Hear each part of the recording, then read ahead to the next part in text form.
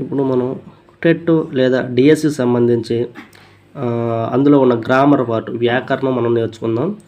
మొదటగా అమ్మఒడి, తృప్తి, మాకొద్ది తెల్ల దొరతనం, సమయస్ఫూర్తి, సుభాషితాలు, మమకారం, మేలుకొలుపు, ధర్మ నిర్ణయం, త్రిజట స్వప్నం, డూడు బస్వన్న. వీటికి సంబంధించి మొదటగా అర్థాలు నేర్చుకుందాం. తర్వాత పర్యాయ పదాలు, ప్రకృతి వికృతులు, వ్యర్థ పదార్థాలు, సమాసాలు, సందులు అన్నీ కూడా 1 by 1 మనం నేర్చుకుందాం. మొదటగా అర్థాలు నేర్చుకుందాం.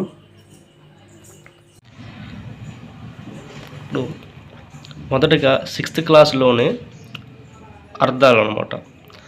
అర్థాలు చూసుకున్నట్లయితే ఫస్ట్ పాఠం నుండి లాస్ట్ పాఠం దాకా కూడా ఉన్న అర్థాలను ఒకే వీడియోలో మీకు చూపిస్తాను.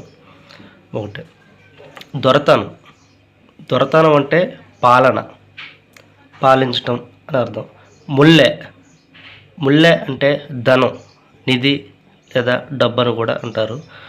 కూడు అంటే తిండి లేదా భోజనం లేదా ఆహారం అని కూడా అంటారు. నెక్స్ట్ లాభం అంటే ప్రయోజనం.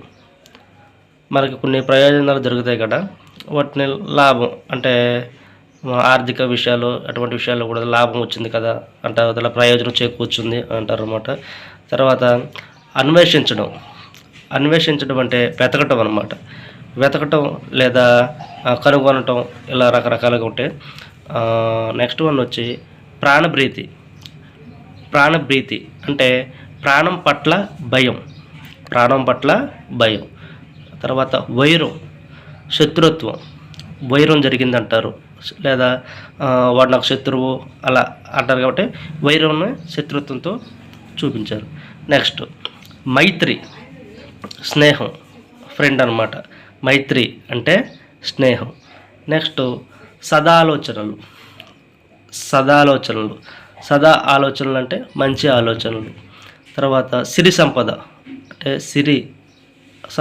సిరి అంటే అర్థం వచ్చి సంపద అన్నమాట. నెక్స్ట్ బుధులు అంటే పండితులు, పామరులు అని కూడా అంటారు. భూమి, ధరణి, నేల అని కూడా అంటారు. నెక్స్ట్ వచ్చి అబోధి, సముద్రము.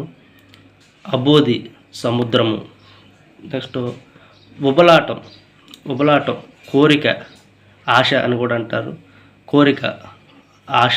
అంటారు. ఉబలాటం అంటే కోరిక లేదా ఆశ అని కూడా అంటారు.